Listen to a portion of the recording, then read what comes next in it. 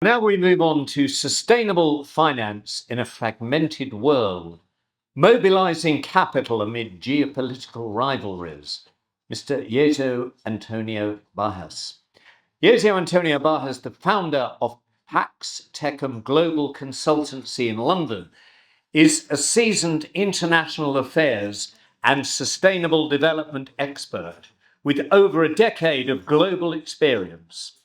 His work spans diplomacy, finance, human rights, guiding institutions through geopolitical challenges towards inclusive, sustainable growth. Please welcome Mr. Gesu Antonio Baez. Thank you very much for that introduction. Right, I was intending on having this printed out, but I'm a modern man, so modern times, so it's on my phone. Thank you very much for the previous discussions. It's an honor to be here, particularly in this location. It was very compelling to hear all the other discussions, and it's a marvel to hear what's existing. I'm still very much gobsmacked by Cameron's work. I think Heridas Conservatio is doing fantastic work. Francesca's talk as well too, really putting it all together.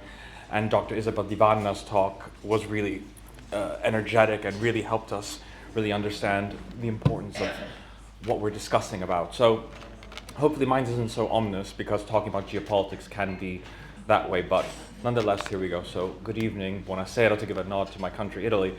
I think it's vital to understand that at present we live in a paradox. Capital has never been so abundant, and yet in these strange times, it has never been also so scarce. Trillions are pledged for sustainability, but millions of people still wait for lights to come on their home and for clean water to flow from their taps. Even here in the UK, a great many struggle to heat their homes with exorbitant energy prices. My firm Pax Tecum Global finds itself perpetually at the epicenter of this, working with venture capitalists, fintechs, and also with government in trying to advise them on how to navigate the madness, but also prioritize where their finance should go for the sake of sustainability. However, with the geopolitical climate, one wonders whether or not it's all in vain. And often clients ask me, despite looking at long-term growth, is there any hope? Well, let me ask you this. In a fractured world where supply chains are weaponized, trade is politicized, and finance is increasingly strategic, how do we ensure that capital is not only mobilized, but mobilized wisely, fairly, and sustainably? The task before us is not simply financial, it's geopolitical, it's ethical, and it's profoundly strategic. And it demands leadership that sees beyond borders, leadership that understands that resilience and return must go hand in hand. The theme we're addressing, particularly at my firm Pax, which is sustainable finance in a fragmented world, is not an abstract academic debate. It's what we're living in. It's the lived reality of every business leader in this room, and therefore we must consider the geopolitical landscape today. The United States and China are locked in rivalry that extends well beyond tariffs and technology. It is now centered on who controls clean energy, supply chains, critical minerals, solar panels, electrical vehicles, TikTok. Finance follows strategy, and strategy is now within the language of climate and energy.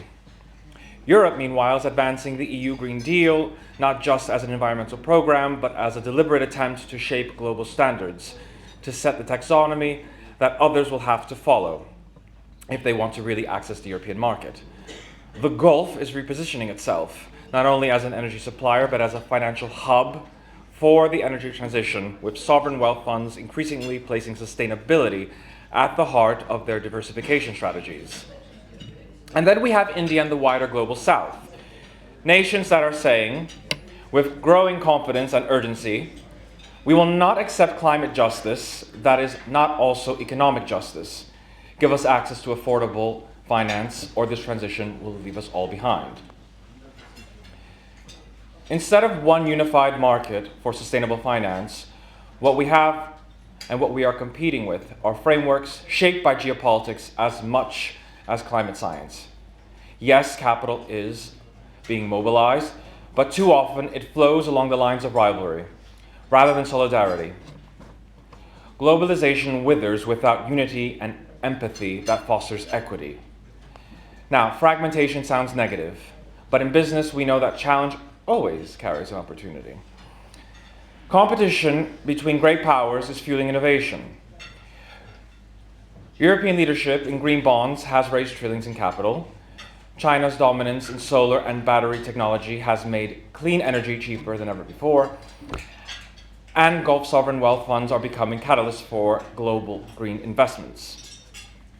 A multipolar world of finance means multiple entry points. It means we as investors and business leaders have more than one table to sit at, more than one market to shape, and more than one partnership to forge. The fragmentation of global finance paradoxically creates space for creativity.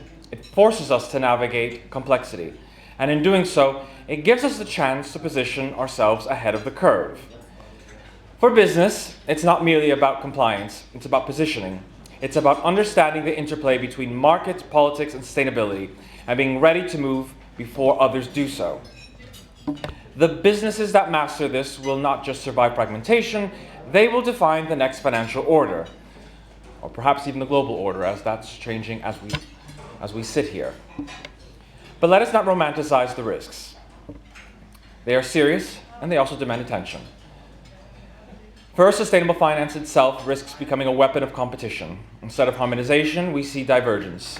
Standards that should be about clarity are becoming barriers to trade, and the danger is green protectionism that fragments markets further.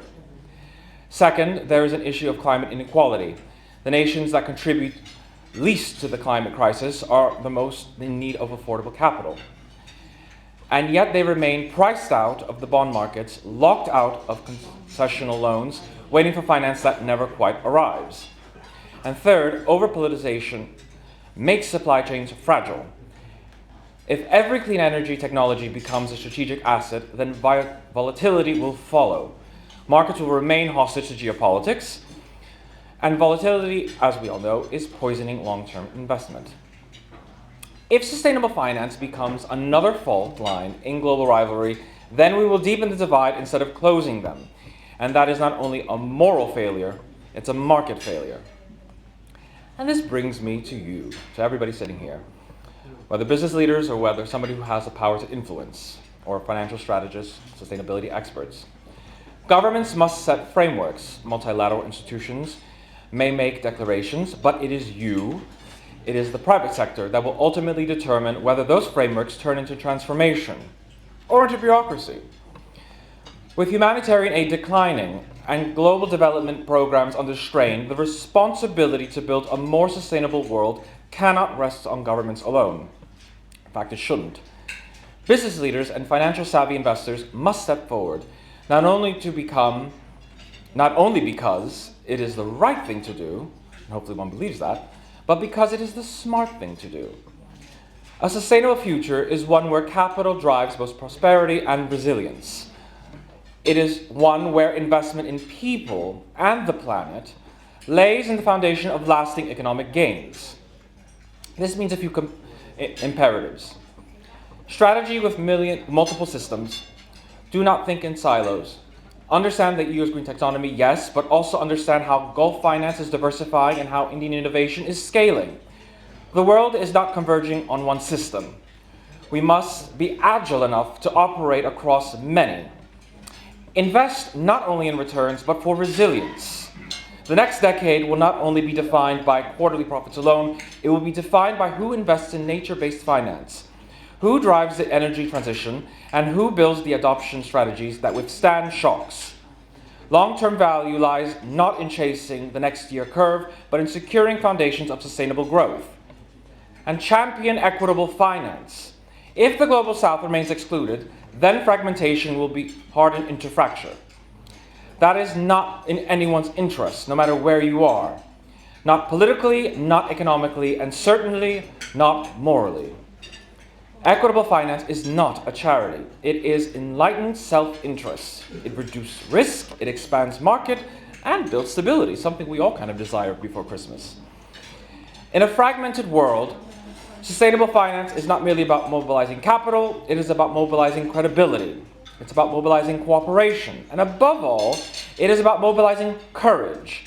Courage to invest differently, to think long term, and to lead when others hesitate. If we can do that, then fragmentation does not have the means to fracture. It can mean a mosaic instead. It can mean a world where rivalry speaks innovation, where diversity drives resilience, and where capital serves not only profit, but purpose. The question then is not whether we can afford to mobilize finance for sustainability. The question is whether we can afford not to. And if we as business leaders, investors, or stewards of capital choose wisely, then the answer will not only be profitable, it can be transformative. Peace can begin with us in these strange times, but only if we invest wisely. Thank you.